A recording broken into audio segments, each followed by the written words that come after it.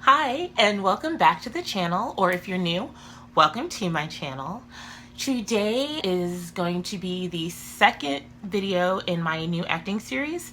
And so basically this video is just going to be all about different terms that you might hear on set. So if that sounds like something that might interest you, or if you got a job, congratulations, but you're a little nervous about being on set for your first day, make sure that you stay tuned and don't forget to subscribe to see more videos like this. There's a little red subscribe button somewhere down there. And without further ado, let's get started with the video.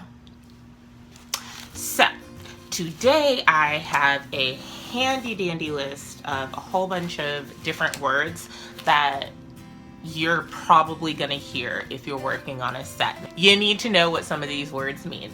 These are words that I've picked up over my years of either being on set or being in school or whatever, and I just thought it might be a little helpful if you kind of knew what they meant before you got to set. So my first word that I have is action. Basically, your director or your first AD is going to call this out, and that's just to signal the start of a new take. But yeah, it's just action. You start, you do what you're supposed to do, you finish out your scene, and that's it. My second word is blocking. Blocking for a film is basically you're just going to be walking through the whole scene. You're going to run through the whole scene. It gives everyone a chance to hit their marks and know exactly where they're supposed to be for when you actually shoot the scene. Blocking takes place before you shoot. Another term that you might hear on set is back to one. If your director calls out back to one, that just means go back to where you started that scene when he first called action. Call sheet. A call sheet is just a form. It tells you who's needed for that day, what times they're needed, so that would be your call time, and your call time may be completely different from another actor's call time, may be completely different from, well, will be completely different from the crew's call time. So basically the call sheet has everyone's names, it's got their contact information, it's got their time that they're going to be called to be on set. That's when you need to be there, you need to be ready, or whatever.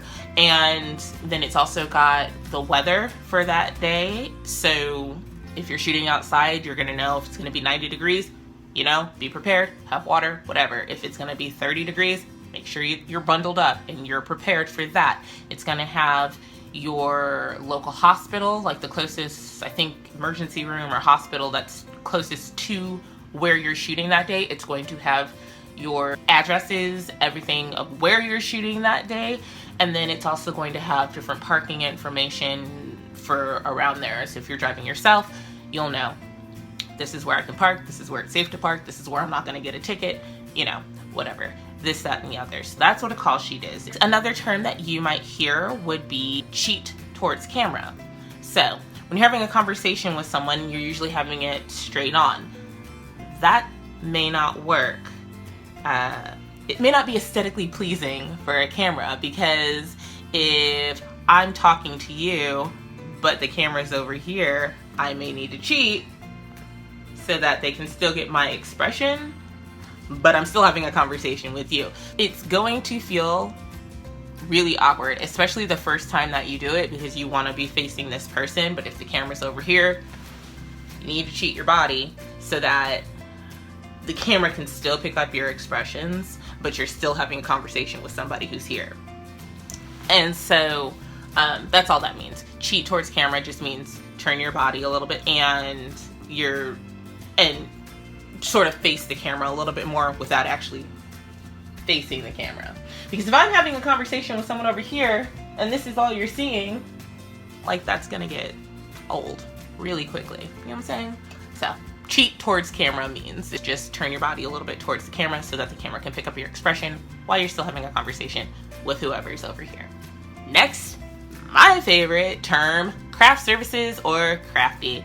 Basically, that's where your food is. So craft services can either refer to the table or room or whatever that has the catered food for that day, or the caterer who's bringing the food for that day.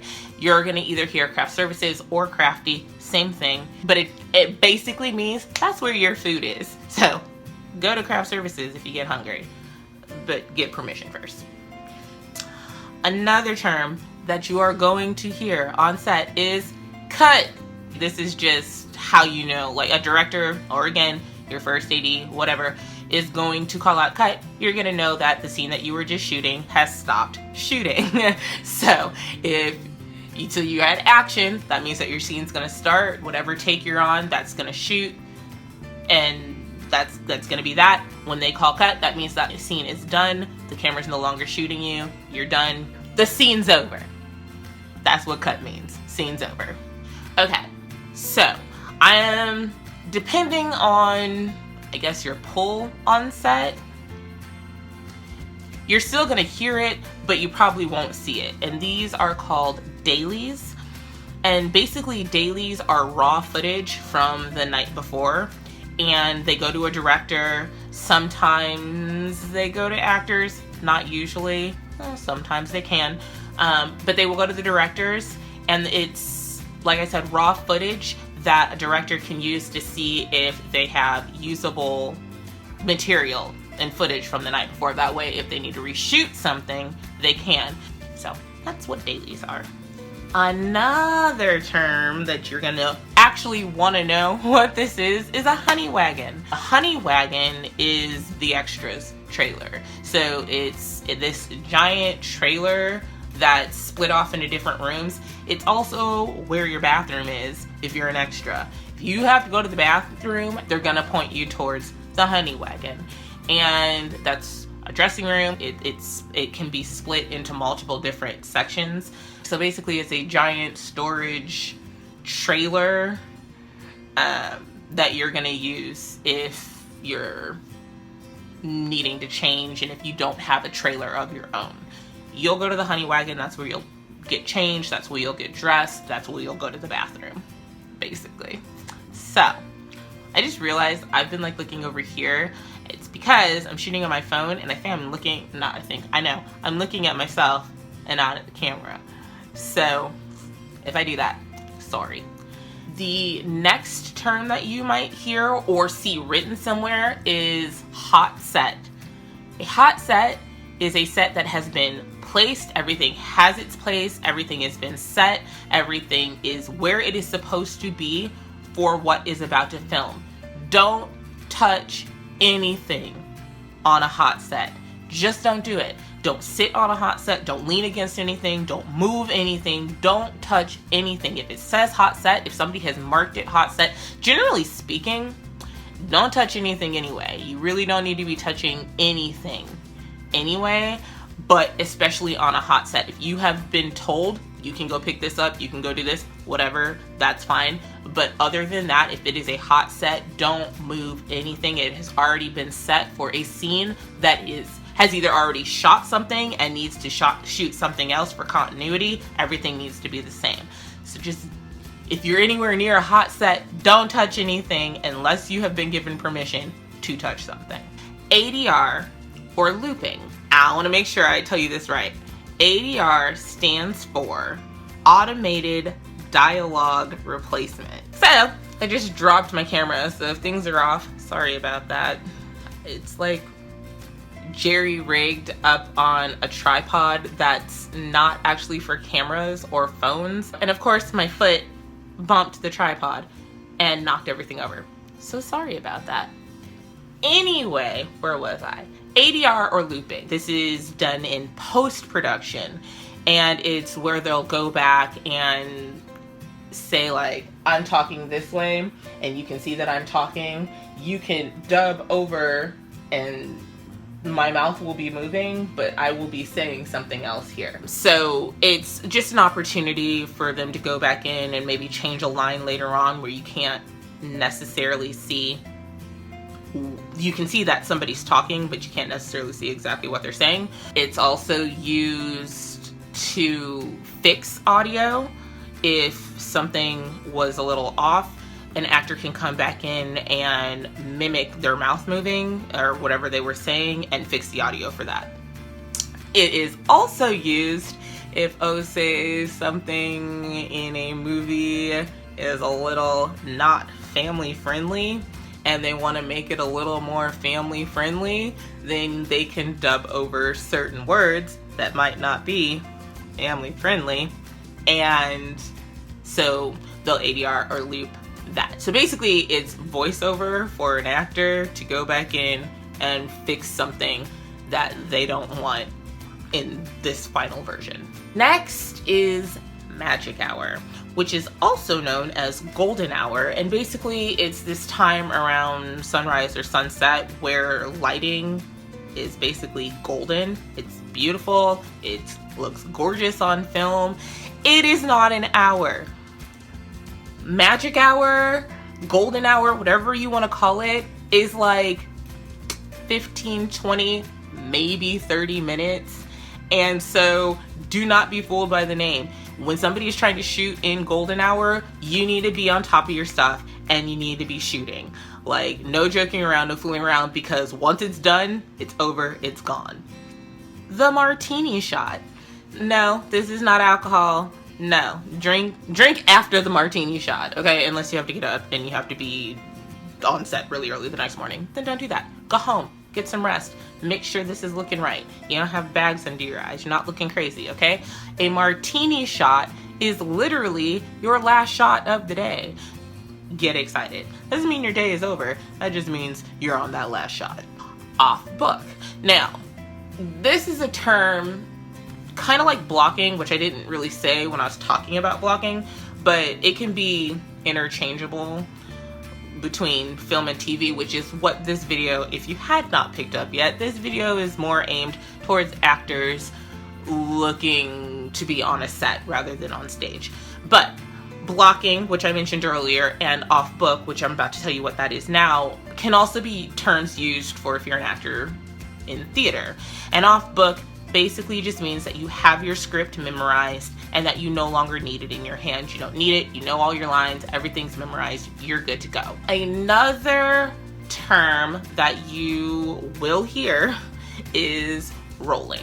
It'll either be camera rolling, sound rolling. That just means they are, I'm trying not to use rolling because that's what I'm trying to explain to you, but it basically means the camera's running, the sound is running, it's recording what you're doing.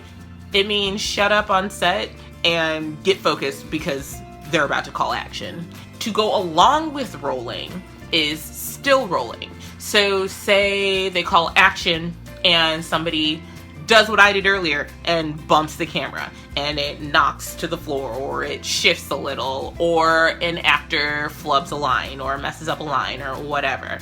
Instead of calling out cut, they'll say still rolling, and you'll either go back to one or you'll pick up from wherever the director wants you to pick up from. And so they're not actually going to cut the scene. They're just going to call out still rolling, and they're not going to use a slate, which a slate is, I guess I could have explained this too. I don't actually have that in my list of words, but you get a bonus word, slate. Slate is that little clapboard that it goes in between takes, basically, and tells you, well, it tells an editor, really, this is the beginning of a scene, or a new scene, or like if you have the same scene that shot over, this is just a new take of this scene. So it'll be a clap, it's like a little board, it's that black board that has like the white and black tape. If I can find a picture, I'll insert it. If they're still rolling, they won't use another slate. They'll keep the take going, and